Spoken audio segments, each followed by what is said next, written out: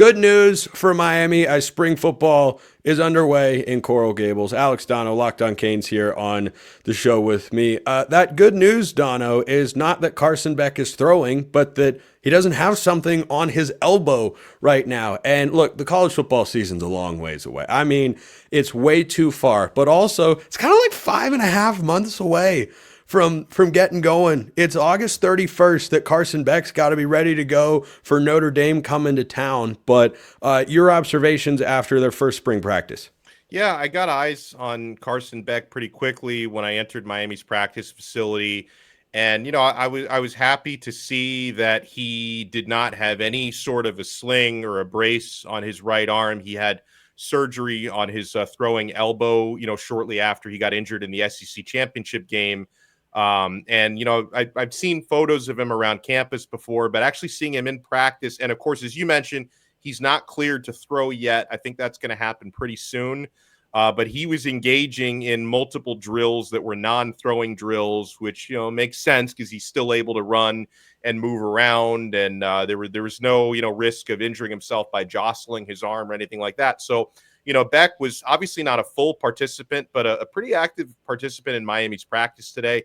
Mario Cristobal had an interview on SportsCenter late last week, and he had described Beck as being a couple of weeks away from being cleared to throw. So I think there's a chance that so Miami's got their first week of spring football this week. They're off next week for spring break, and then they're back the week after that. So I think if you're going to be very optimistic on the timetable, there is a possibility that Beck might be cleared to throw by the second week of spring football, which starts 2 weeks from now. So I'll be looking at that. But yeah, I mean, seeing him like very much engaged with practice and, doing what he can physically, I was pretty encouraged by that he might actually meet that timetable of being fully ready to go in a couple weeks. The transfer portal to me is like how Thanos describes destiny. Dread it, run from it, destiny still arrives. The portal arrives for everybody, Donno, and I just wonder with every team who your most important transfer is. Now, Carson Beck's the obvious answer for the Hurricanes, but there's plenty of turnover on this Miami roster from a season ago. So go beyond the quarterback position, and you'd say the most important transfer that Miami needs to push for an ACC championship and college football playoff spot is who? I'm going to go with Xavier Lucas, the transfer corner out of Wisconsin. And he's You mean the guy who told us that the transfer portal doesn't actually exist? Yeah, like we can call him a transfer. We can't call him a transfer portal guy because he never actually entered the apparently the for those who portal. don't know what we're referring to here, I'll briefly bring you up to speed. This is all true. Typically, when athletes enter the transfer portal, there is an online window after compliance says, yes, you may enter the portal, and you go online, you put your name in there, and then you can be contacted by representatives of other schools. For some reason, Wisconsin really didn't want Xavier Lucas to be able to transfer. And so he found what you might call a loophole in which he just unenrolled from the University of Wisconsin, enrolled at the University of Miami, and joined the football team. Yeah, and the NCAA was like, we can't do anything. There's nothing they can do because he's still a student. And you can do this at any other school if you're not an athlete. And so it's the most hilarious story of the offseason. So I'm so glad that that's the most important new addition, but not a transfer, of course, that Miami has brought in this cycle, Donno. And I had to say Lucas because Miami's defensive secondary, quite frankly, is the reason why they didn't make the college football playoff. I mean, they had the number one offense in America, but they couldn't stop a nosebleed defensively. And if anyone watched Miami games, you would notice that anytime an opposing receiver caught a football, there was not a Miami defender within 8 yards of them a lot of those times. Now, Miami did have one really good cover corner last year, but teams figured if we throw at anybody else, we're good. Like O.J. Frederick had a good season as a true freshman actually last year. I'm happy that he can have a guy like Lucas playing on the other side to make his life a little bit easier. I got a little bit of a look at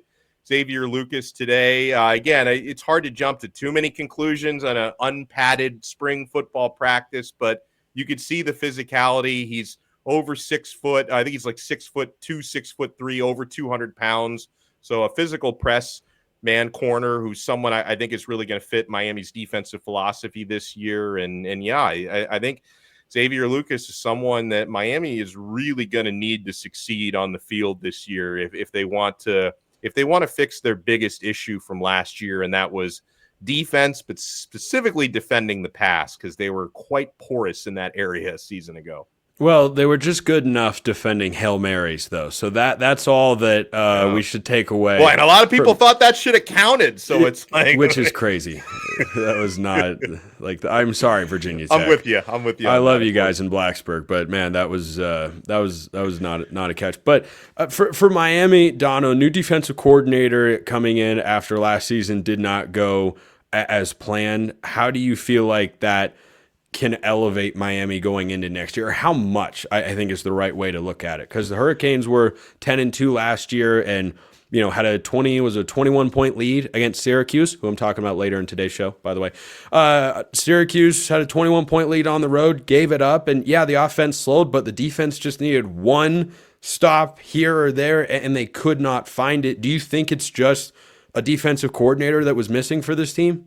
I think that was a big part of it. I mean, personnel, I can't say it was all on. Lance Guidry was the former defensive coordinator. I think a lot of it was on him. I can't say it was all on him because he could have used some better players, quite frankly. But I thought Guidry over-schemed, and I think that there was some confusion, and players were thinking too much, not reacting enough. And I know that the new defensive coordinator, Corey Heatherman, who comes down from Minnesota, had a lot of success last year with the Golden Gophers. Like, Heatherman emphasizes simplicity, of course, aggression, which I think you always want from a defense coordinator, but a much more direct approach.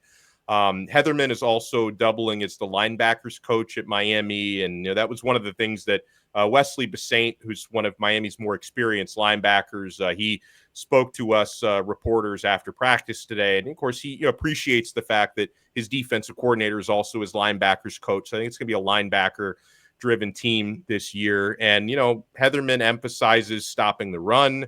He emphasizes, forcing takeaways. And so hopefully that gives Miami some opportunities because, the defense was really inexcusable. And I hate to blame all of it on the former defensive coordinator, but it was one of those things where he had to go. I know, maybe some folks will feel like he got scapegoated for it a little bit too much, but I think Miami needed to start fresh with better personnel and a different look at defensive coordinator. I also, not just the coordinator, I think Miami's made some really good hires in some of the assistant coach spots on defense because, as you'd imagine, you change coordinators, you're also changing most of the staffers. Like the only holdover on the defensive side from last year, this guy Miami really wanted to keep, that's Hall of Famer Jason Taylor, who is staying around as the defensive ends coach. Miami brings in a new defensive tackles coach, Damian Lewis, who they poached from Deion Sanders' staff in Colorado. Damian Lewis played at Miami, so that was probably an easy convincing Cristobal did to get him to